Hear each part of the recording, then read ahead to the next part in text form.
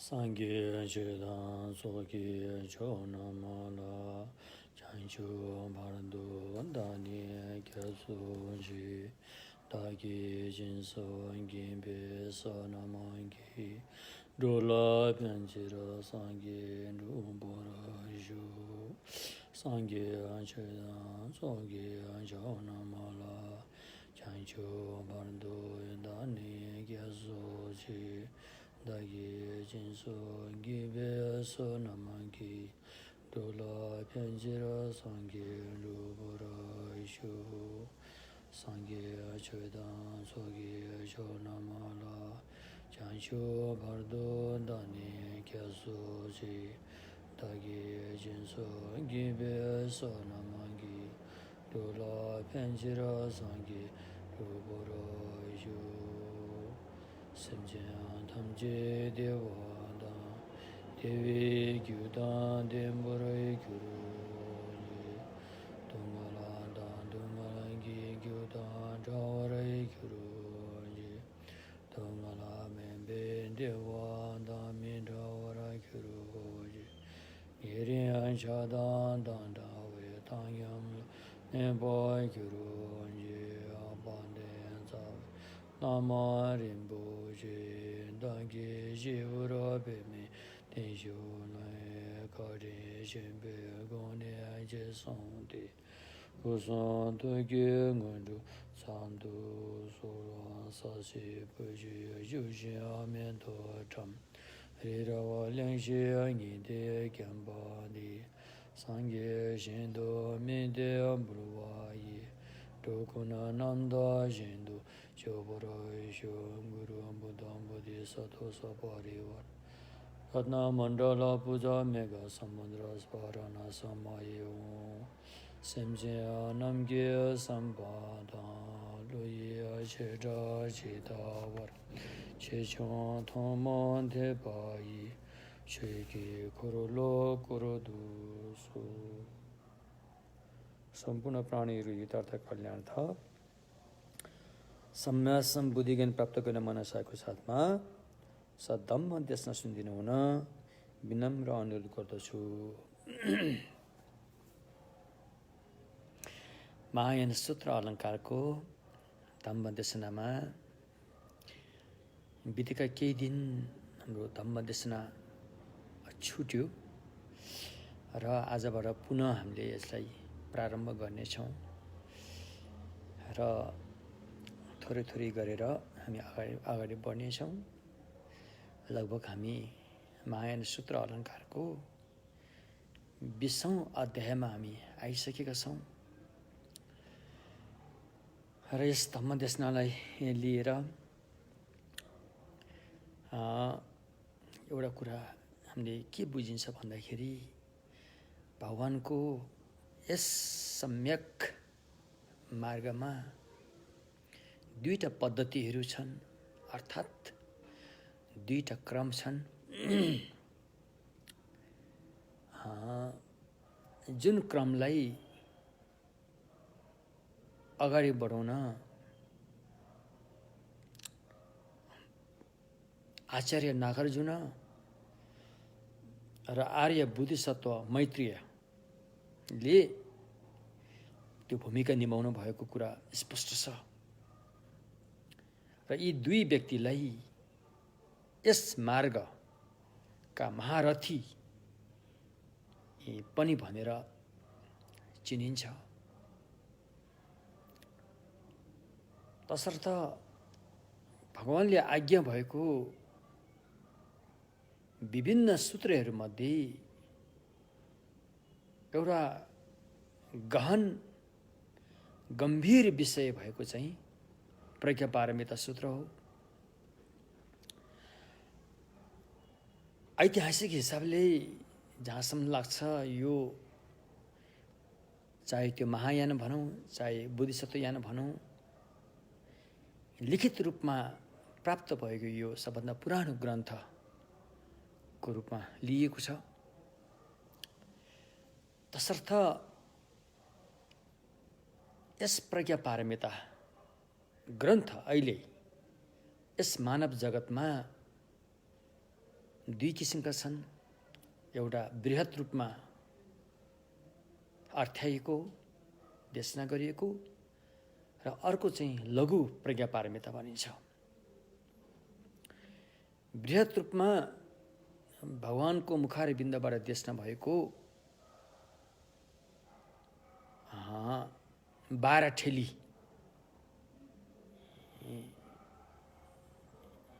एक पंक्तिमा छ भने अर्कोमा 3 ठेली छन् भने अर्कोमा फेरि 1 ठेली छन्। जस्तै शतसहस्रिका, अष्टसहस्रिका आदि आदि नामले परिचित छन् भने लघु प्रज्ञापारमितामा थुप्रै छन्, तर अहिले हाम्रो हातमा लागेको केही मात्रै छन्। जस्तो दोर्जे चोपा अर्थात् वज्रछेदीका प्रज्ञापारमिता, प्रज्ञापारमिता हृदय सूत्र, प्रज्ञापारमिता सञ्चय गाथा आदि आदि। र यी गहन विषयलाई लिएर हामी धर्म देशना गर्दैछौँ। र यो प्रज्ञापारमिताको बारेमा अध्ययन र अध्यापन गराउने क्रम एउटा शून्यताको क्रमबाट निरूपण गरिएको छ भने अर्को बोध गर्ने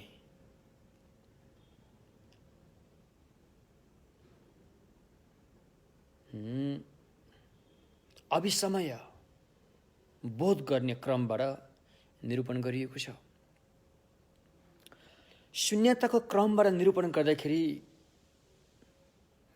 भदन्त आचार्य नागार्जुन, जसको बारेमा त तपाईहरुलाई जानकारी नै होला, स्वयं भगवानले विभिन्न सूत्रहरूमा उहाँको बारेमा भविष्यवाणी गरिएको छ र उहाँले यस प्रज्ञापारमिताले प्रत्यक्ष रूपमा दर्शाएको जुन शून्यताको विषय छ, यस विषयलाई अगाडि बढाउनको लागि उहाँले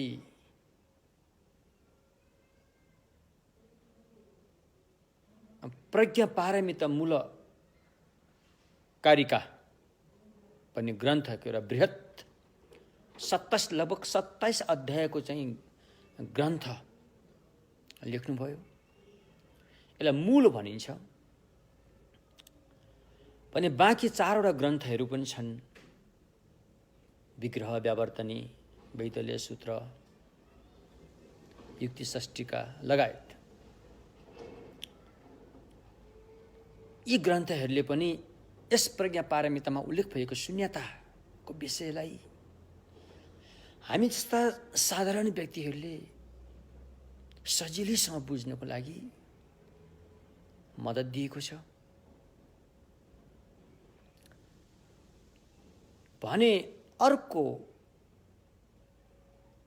भावी बुद्ध मैत्रेय, जसको नाम मैत्रेय बोधिसत्व भनिन्छ, यसै प्रज्ञापारमितालाई लिएर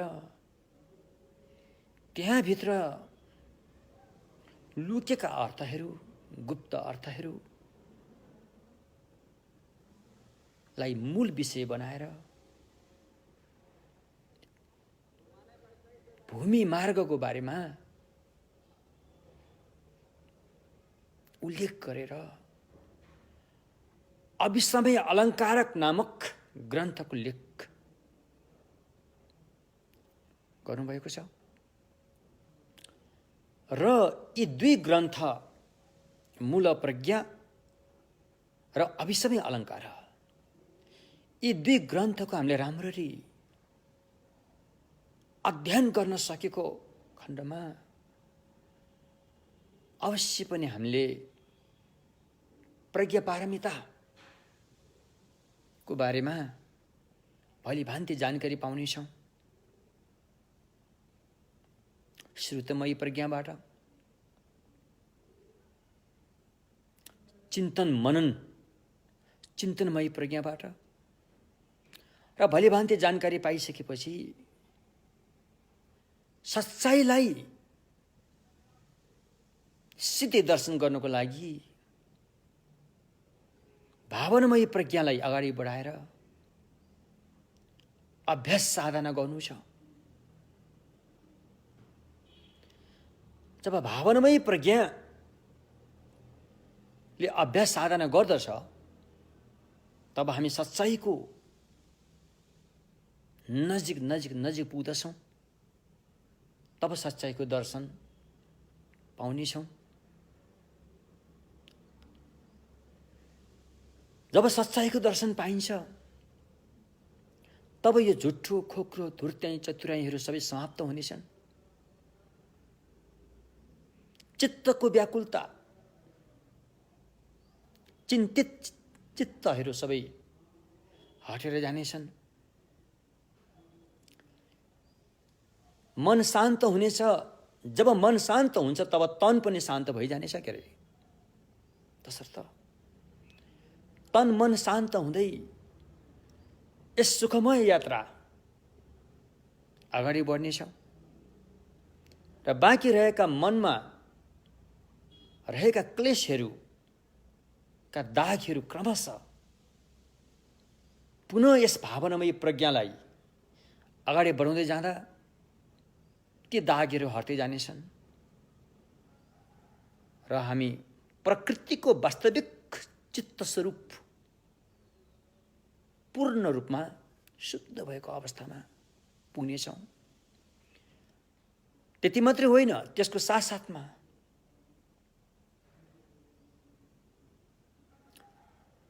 सम्मा सम्बुद्धका सद्गुणहरूको पनि उत्तर विकास हुँदै जानेछ र अन्ततगत सर्वज्ञता बुद्ध भूमि, जसलाई हामीले अशैक्ष मार्ग भन्छौँ, किनकि त्यो भूमि प्राप्त भइसकेपछि बाँकी केही सिक्नु रहँदैन र त्यसलाई अशैक्ष मार्ग भनिन्छ। र त्यो भूमि प्राप्त गरिसकेपछि हामीमा 3 काया प्राप्त भइसकेको हुनेछ। धम्म काया, सम्भोग काया र निर्माण काया। जब यो 3 काया प्राप्त गर्दछ तब त्यो व्यक्तिसँग असीम ज्ञान, अचिन्तनीय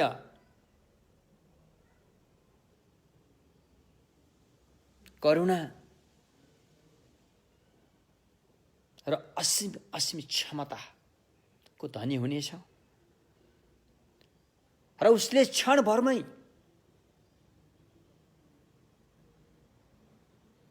असंख्य प्राणीहरूको हित गर्न सक्ने छ। त्यो अवस्थालाई भनिन्छ बुद्ध। र त्यो बुद्धत्व प्राप्ति गर्ने हेतु अहिले हामीसँगै छ। त्यसको बिउ हामीसँगै छ, अहिले यही छ। जुन कुरालाई हामीले अध्ययन गर्दै आइरहेको यस महायान सूत्र अलङ्कारले बताइसकेको छ। त्यसको विभिन्न नामहरू छन्। कहिले काहीँ बुद्ध गोत्र पनि भनिन्छ, कहिले सुगत गर्भ पनि भनिन्छ। त बुझ्ने ठेट नेपाली भाषामा यसलाई बुद्ध हुने बिउ भनेर बुझ्न सकिन्छ। र यो बुद्ध हुने बिउ हरेक प्राणीहरू छन्। चाहे त्यो स्वर्गको देवता नै किन नहोस्, चाहे त्यो निम्न कोटिको चाहिँ सेप्टी ट्याङ्कीको किरा नै किन नहोस्, हरेक प्राणीहरूसँग बुद्ध हुने बिउ रहेको छ।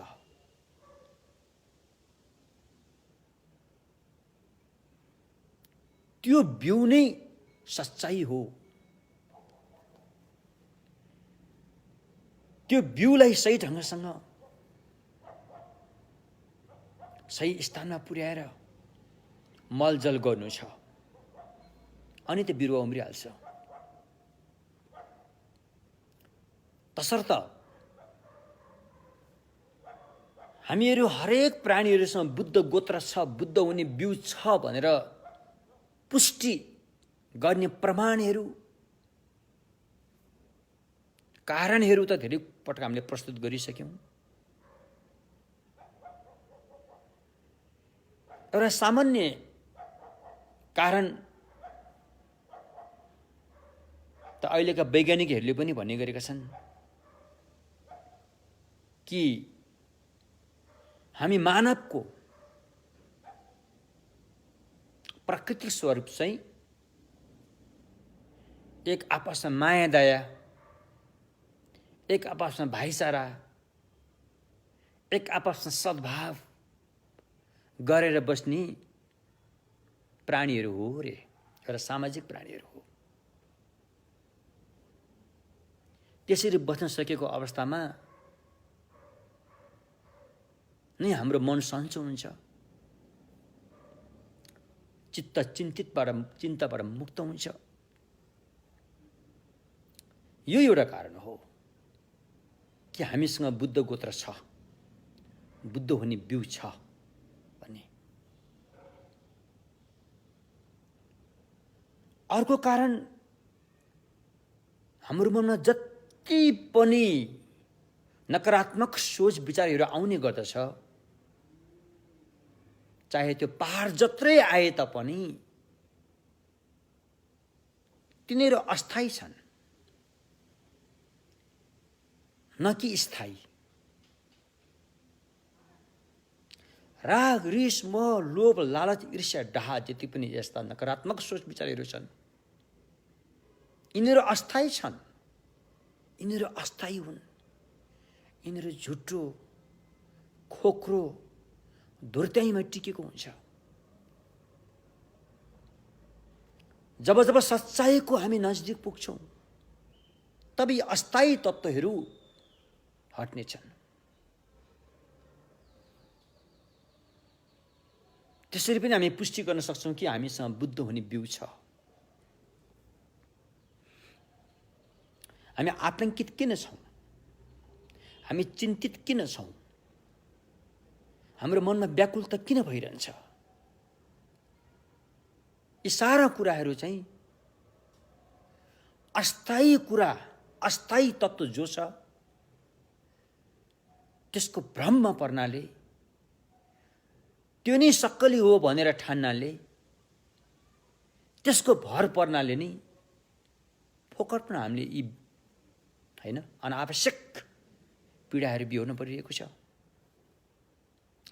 जब हामी बुद्ध हुने बिउ हामीसँग छ भनेर हामी त्यसको नजिक पुग्न खोज्छौँ, तब यी व्याकुलताहरू हटेर जानेछन्, चित्त चिन्ता मुक्त हुनेछ, मनमा एक किसिमको सन्तुष्टता जागेर आउनेछ। त्यसले गर्दाखेरि अनुहारमा एक किसिमको ओज देखिनेछ, मनको भावना विशाल भएर आउनेछ, दया करुणाका भावनाहरू उर्लेर आउनेछन्। त्यसकारण यो मानवमा हुने एउटा विशेष किसिमको, हुन त बुद्ध हुने बिउ सबै प्राणीहरूसँग छ, तपनि मानवमा विशेष किसिमको एउटा अवसर छ। किनकि मानवसँग विवेक, विचार सोच्ने क्षमता, जाँच परीक्षा गर्ने तौर तरिकाहरू, त्यस्तो दिमाग मानवमा छ जुन अरू पशु प्राणीमा कमै पाइन्छ। त्यसैले भगवानले घोषणा गर्नुभयो, देवताको चोला भन्दा पनि उच्च चोला मानव चोला हो भनेर भगवानले घोषणा गर्नुभयो। यदि यस मानव चोलालाई सही ढङ्गसँग सदुपयोग गर्न सकेको अवस्थामा यो सम्मासम बुद्धत्वसम्म प्राप्त गर्न सक्छ, यो आर्य बोधिसत्व बन्न सक्छ, यो प्रत्येक बुद्धत्व प्राप्त गर्न सक्छ, यसले अरहत्व प्राप्त गर्न सक्छ, अनागामी, सकृतागामी, श्रोतापन्नदेखि लिएर सुगति जति पनि राम्रो पक्ष छ सबै राम्रा पक्षहरू यस मानव चोलाले प्राप्त गर्न सक्छ, न कि अन्य चोलाले। तसर्थ महायान सूत्र अलङ्कारले सबभन्दा पहिला गोत्रको बारेमा स्पष्ट पारेको छ।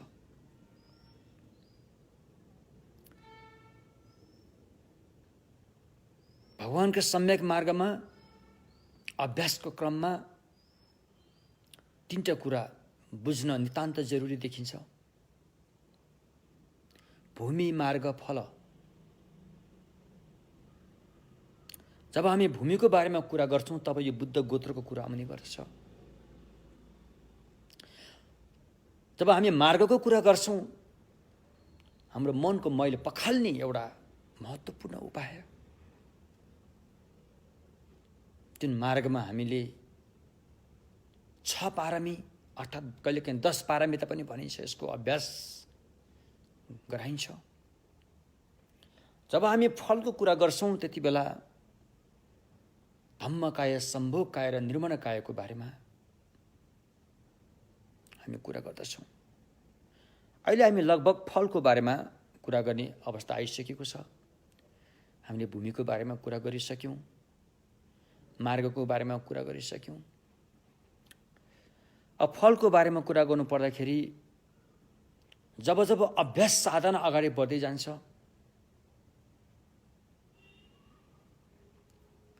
सारा अभ्यास साधना दुईटा कुरामै समेटिन्छ, र समथा र विपස්සना ध्यान। मूलतः यही अभ्यास नै यही हो। भगवानको सम्यक मार्गमा कुनै पनि यानमा लागेर गर्ने अभ्यास त यही नै हो, चाहे त्यो श्रावक यान होस्, चाहे महायान, चाहे वज्रयान होस्। समता र विपස්සना यी ध्यानहरू अपनाउने केही उपायहरू अवश्य पनि फरक फरक छन्। यी ध्यानका गहिराईहरू अवश्य पनि यसको लेभलहरू केही फरक फरक छन्, तर नाम त त्यही हो, समथ विपස්සना। समथ ध्यान भगवानको सम्यक मार्गमा अपनाइन्छ। यो बौद्ध धर्ममा मात्रै नभएर अन्य धर्मावलम्बीहरूले पनि अपनाउने ध्यान हो यो समथ ध्यान। यो बौद्ध अबौद्ध सबैले अपनाइने साझा ध्यान हो। समथ ध्यान अपनाउनै पर्ने हुन्छ। समथ ध्यान अपनाइसकेपछि समथ ध्यानको केही हदसम्म हामीले प्राप्त गर्न सकेको अवस्थामा तब हामीले विपස්සनालाई अपनाउनु पर्नेछ। यो विपස්සना ध्यान चाहिँ भगवानको असाधारण ध्यान हो। यो भगवान बुद्धले मात्रै बताउन सक्नुहुन्छ, अरूले भन्न सक्दैन यस बारेमा।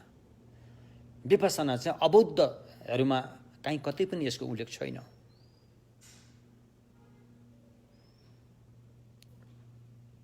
त्यसकारण विपස්සनाको शुद्ध परम्परा चाहिँ भगवान बुद्धबाटै आएको हुन्छ।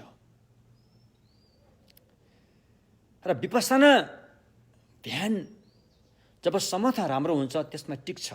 समथ कमजोर भएको बेलामा विपස්සना मात्रै टिक्न अलि गाह्रो हुन्छ। त्यसकारण समथ महायान मार्ग अभ्यासको पद्धति अनुसार सुरुमा समथ अपनाइन्छ, त्यसपछि विपස්සना अपनाइन्छ, अनि समथ र विपස්සनालाई अभिन्न रूपमा साथसाथमा लगिन्छ।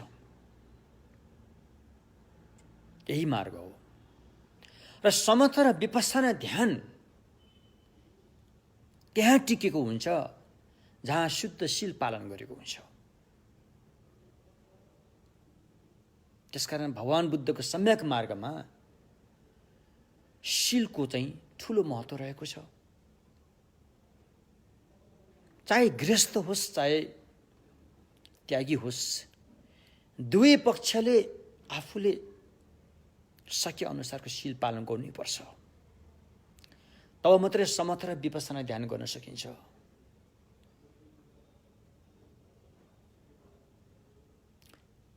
शील बिना समथ र विपස්සना साधना गर्नु भनेको जग बिनाको घर बनाउनु सरह हो, त्यो दिगो हुँदैन। तसर्थ भगवानको सम्यक मार्गमा अधिक शील, अधिक समाधि, अधिक प्रज्ञा भनेर जुन अधिक अधिक अधिक भन्ने शब्द लागू गरिन्छ, किनकि यी शील, यी समाधि, यी प्रज्ञाको अभ्यासबाट भव संसारबाट मुक्त हुनुको लागि नै गरिएको हुन्छ, न कि भव संसारमा पुनः आउनको लागि। त्यसैले अधिक भनियो। अर्थात् निर्वाणमै पुग्ने उद्देश्य राखेर यी साधनाहरू अपनाइएको हुन्छ। तसर्थ यसलाई शील मात्रै नभनेर, समाधि मात्रै नभनेर, प्रज्ञा मात्रै नभनेर अधिक शील, अधिक समाधि, अधिक प्रज्ञा भनिन्छ। त्यसकारण कुरोको चुरो बुझ्नु छ, समय धेरै छैन। स्वस्थ शरीर जीवित रहन धेरै गाह्रो छ। कहिल्यै नसुनेको महामारी रोगहरूको चपेटामा हामी आइसकेका छौँ। अब यो गरौँला त्यो गरौँला भनेर सांसारिक भुलभुलैयामा बसेर जीवन खेला फ्याँक्ने अवस्था पनि छैन। त्यसकारण यो 4 हात खुट्टा चल्दाखेरि नै हामीले कोसिस गर्नु छ, अगाडि बढ्नु छ। यदि यो मानव चोलामा हामीले केही गर्न सकेनौँ भने त्योभन्दा ठुलो घाटा केही हुने छैन।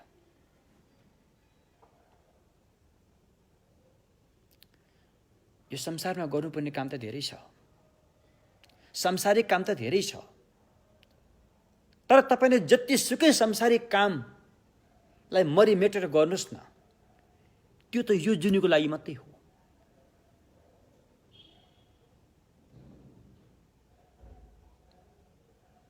जब हामी मृत्यु शय्यामा पुग्छौँ त्यसले तपाईले केही पनि मद्दत दिन सक्दैन।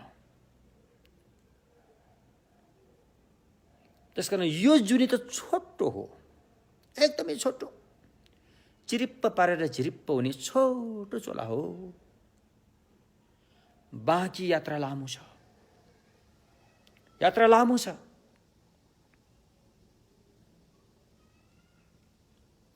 मर्यो, शरीरलाई आगोमा लगेर पोल्यो, पानीमा बगाइदियो, माटोमा गाडिदियो, गिद्धलाई खुवायो, कामै सकियो भए त हुन्थ्यो, ठिकै थियो। धर्म कर्म पनि गर्नुपर्ने जरुरी थिएन। तर यति मात्रले नहुँदो रहेछ। हामीसँग यस्तो एउटा चिज पनि छ जो यो भौतिक शरीर मरेर पनि यसको यात्रा जारी रहन्छ। हुन त त्यो अजर अमर अविनाशी त्यस्तो केही पनि होइन, त्यो पनि अनित्य नै हो, बदलिरहने स्वभावकै हो। तापनि त्यो भौतिक शरीर जस्तो पूर्ण नष्ट हुँदैन, त्यसको यात्रा अगाडि बढ्छ। त्यो के होला? त्यो हो मन। मन तसर्थ अहिले हामीले आफन्तको पालन पोषण गर्नको लागि जति पनि पाप कर्म गर्यौं, शत्रुहरूलाई दबाउनको लागि जति पनि पाप कर्म गर्यौं र वा गर्दैछौं, यो सारा पाप कर्मको छाप यसै मनमा प्रिन्ट भएको हुन्छ। कर्म त त्यही सकियो, तर त्यसको एउटा छाप मनमा प्रिन्ट भएको हुन्छ। जब यो भौतिक शरीरले हामीलाई छोडिदिन्छ,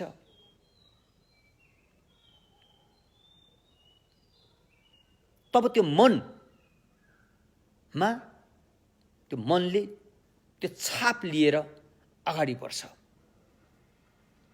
कुन चाहिँ छाप बढी छ त?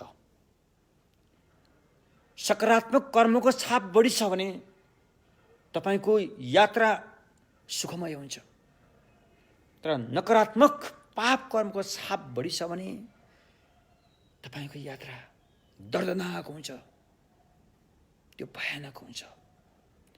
अहिले सोचेर सोच्नै सकिँदैन, अति भयानक हुन्छ, अति भयानक हुन्छ। अहिले हामी एकपल्ट हाम्रो मृत्यु आउँदाखेरि हामी कति झस्किन्छौँ। यो त एकपल्टको मृत्यु त केही पनि होइन। त्यो दर्दनाक यात्राकोमा त्यस्ता दर्दनाक मृत्यु त लाखौं करोडौं असीमपल्ट बोल्नुपर्ने हुन्छ। त्यो बहुत दुखद यात्रा हुन्छ। अब यो दुखद यात्रालाई रोक्ने कि नरोक्ने तपाईको हातमा हो, तपाईकै हातमा हो। यो दुखद यात्रालाई रोक्ने चाहेमा यसको मालिक तपाई नै हो। रोक्न चाहेमा रोक्न सकिन्छ भनेर भगवानले आज्ञा भइसकेको छ। भलै हाम्रो यात्राको सुरुवात यहाँदेखि भएको हो भन्ने कुनै ठेगाना नभए तापनि, यात्राको सुरुवात यहाँदेखि यता हामी थियौं, यहाँदेखि उता हामी थिएनौं भन्ने कुराको सुरुवात नभए तापनि, भलै हामी अनादिकालदेखि भौतारिँदै आएको भए तापनि, तर यो दुखद यात्रालाई रोक्न सकिन्छ। किनकि यो दुखद यात्रा त अविद्याले गराएको हो। अविद्याले हामीलाई भ्रम पार्यो, नक्कलीले सक्कली भन्ठान्ने गरायो, खोक्रोलाई सच्चाई भन्ठान्ने गरायो। र यो दुखद यात्रा जब हामी सच्चाईको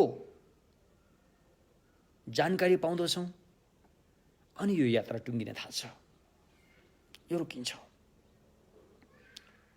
भनेर भगवानले 4 आर्य सत्यको धम्म देशना गर्नुभयो। यो निरन्तर रूपमा चल्दै आएको दुखद यात्रा, यो दुखद यात्रालाई बनाउँदै लाने तत्त्वहरू जसलाई दुःख सत्य र समुदय सत्य भनियो। दुखद यात्रा टुङ्गिन सम्भव छ किनकि यो त एउटा भ्रममा परेर बनिरहेको छ। जब भ्रमलाई चिरिन्छ, भ्रमको चिराफार हुन्छ अनि सच्चाई दर्शन हुन्छ,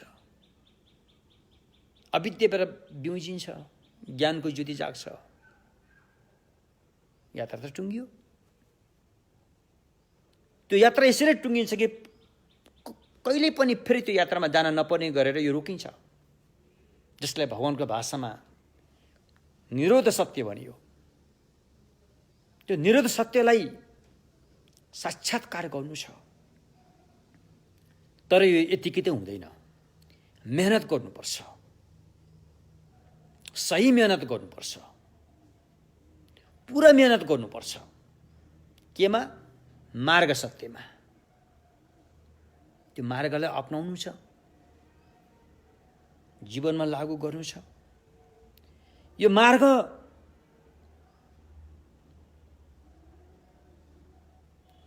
त्यति अप्ठ्यारो छैन जति संसारको यात्रामा अप्ठ्यारो झेल्नुपर्छ। भगवानले देखाएको मार्ग त सुखमय छ। सुख मार्गबाट सुखमै पुग्ने भएकोले सुगतको मार्ग हो यो। यो मार्गमा त्यस्तो कठिनाइ छैन।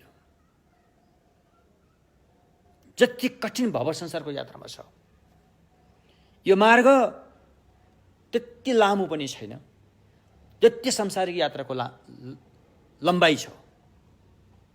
तसर्थ यो सजिलो मार्ग भगवानले एकदमै सुखदायी मार्ग देखाइदिनु भएको छ। जानु त तपाईँ आफै पर्छ, फेरि गर्नु त आफैले पर्छ। फेरि भगवानको काम बाटो देखाउने हो, बाटो देखाइसक्नु भएको छ, लाग्नु त तपाईँ आफै पर्छ। त्यसैले यस मार्गको सुरुवात त्रिरत्नको शरणगमन, बुद्धम शरणम गच्छामि, धम्मम शरणम गच्छामि र सङ्गम शरणम गच्छामि को यस मूल मन्त्रबाट प्रारम्भ गरेर यस मार्गको सुरुवात गर्नु छ। र सम्मासम बोधि ज्ञान प्राप्त गर्नुको लागि समस्त प्राणीहरूलाई आफ्नो नजदिकको देख्नु छ र उहाँहरूप्रतिको, उहाँहरूले तपाईँलाई लगाएको गुणलाई सम्झनु छ र त्यो गुण तिर्नु पनि पर्छ। त्यो गुण तब मात्रै तिरेको हुनेछ जब तपाईँले सम्मासम बुद्धत्व ज्ञान प्राप्त गरेको हुनेछ। तपाईँ सम्मासम बुद्धत्व प्राप्त गर्नुभयो भने मात्रै ती हरेक प्राणीहरूको गुण जो तपाईँलाई लगाएको छ त्यो चुक्ता हुनेछ। कसरी? किनकि तपाईँ सम्यक्षम बुद्धत्व प्राप्त गरिसकेपछि तपाईँले ती प्राणीहरूलाई सच्चाइको बाटो देखाउनुहुन्छ। जब ती व्यक्तिहरूले सच्चाइको बाटो देख्छन्, उनीहरू दुःखबाट मुक्त हुन्छन् र गुण पनि चुक्ता हुन्छ। त्यसैले साहसिलो व्यक्ति, आँटिलो व्यक्तिले निर्वाण मात्रै प्राप्त गरेर होइन कि सम्मासम बुद्ध भूमिमा नै पुग्नु छ। किनकि जबसम्म सम्मासम बुद्ध भूमिमा पुग्दैन तबसम्म अपुरो नै हुनेछ।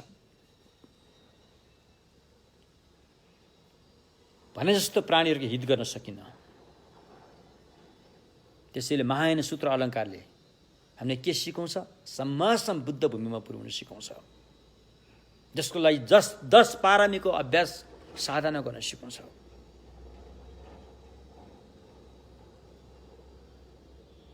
हस् त यति भन्दै आजबाट हाम्रो धर्मदेशना पुनः सुरु भएको छ। अबदेखि हाम्रो धर्मदेशना अलिकति छुट्टिन्छ, बढीमा 45 मिनट नभए आधा घन्टासम्म धर्मदेशना हुन्छ। भोलिबाट यसै समयमा नै धर्मदेशना हुन्छ क्रमशः। हस् त यति भन्दै हामीले यसरी धर्मदेशना गरेको पुण्य, तपाईँहरूले सुन्नुभएको पुण्यले यस मानव जगतमा भइपरि आएको यस महामारी रोगबाट शीघ्र स्वास्थ्य लाभ भएर अन्ततगत सम्मासम बोधिगण प्राप्त गर्न सकोस्